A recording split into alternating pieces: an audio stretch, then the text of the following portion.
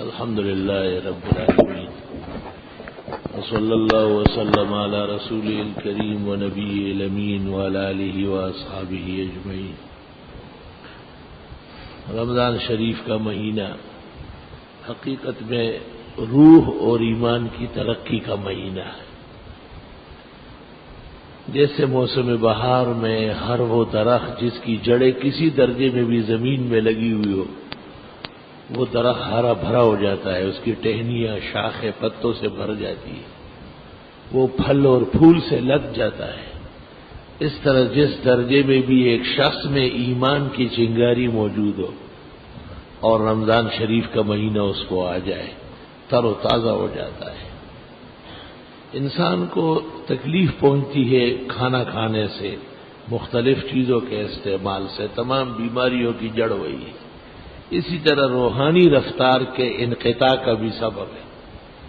تو دن دہاڑے صبح صادق سے لے کر غروب آفتاب تک ہر طرح کھانا پینا، بلکہ اس سے پیدا ہونے والی شہوت، حلال کھانے پینے، حلال بیوی مجامعت سب ختم کر دیا گیا، اور انسان کو فائدہ پہنچتا ہے عبادت کرنے سے۔ تو رمضان شریف میں پیغمبر کی سنت میں جمہور صحابہ اور تابعین، چاروں ائمہ و کل کائنات کے محدثین اور مسلمانوں نے بشمول حرمین شریفین اس وقت سے لے کے آج تک اور انشاءاللہ تعالی قیامت تک عشاء کی نماز کے بعد 20 رکعت تراویح 3 وتروں کے ساتھ سنت موقتہ قرار دے دیا ہے۔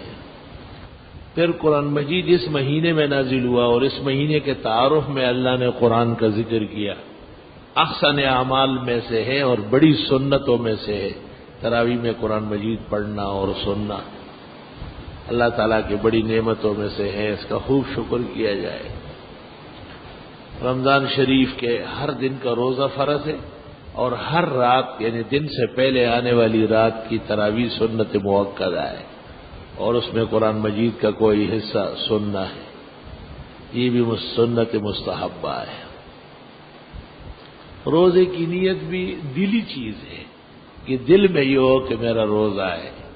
سحری کے لیے اٹھنا اور راتوں کو تراویح پڑھنا خلاصہ میں ہے، یہ بھی نیت کا قائم مقام ہے، اور بہتر ہے کہ آدمی کہہ بھی دے، اللہ سے توفیق بھی مانگے کہ یا اللہ میرا روزہ اور تمام روزے پورے فرما، اور میری تراویح اور ختمات سب کے سب پورے فرما۔ 4:55 تک قدیم ٹائم، ہم جب بھی وقت کی بات کریں قدیم ہو گئے، آئے نت نے بدلنے والے ان کے ساتھ کوئی رابطہ نہیں ہے۔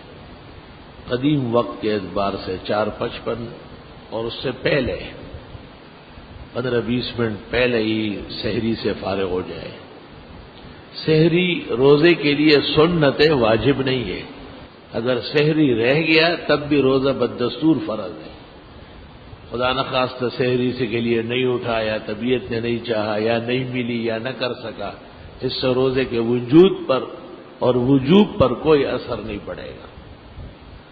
بعض ایسے نادان بھی دنیا میں ہوتے ہیں، کہتے ہیں جی سحری کے لیے نہیں اٹھے تو آج روزہ نہیں رہے گا۔ یہ کوئی کھیل تماشا ہے؟ پھر اختیار کی چیز تو فرض قطعی ہے، سحری کھاؤ نہ کھاؤ۔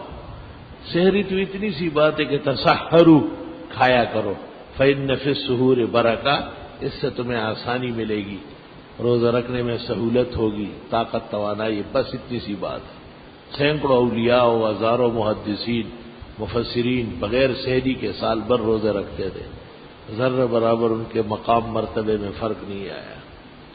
ویڈیو کو لائک کریں، شیئر کریں اور چینل کو سبسکرائب ضرور کر لیں۔ جزاک اللہ۔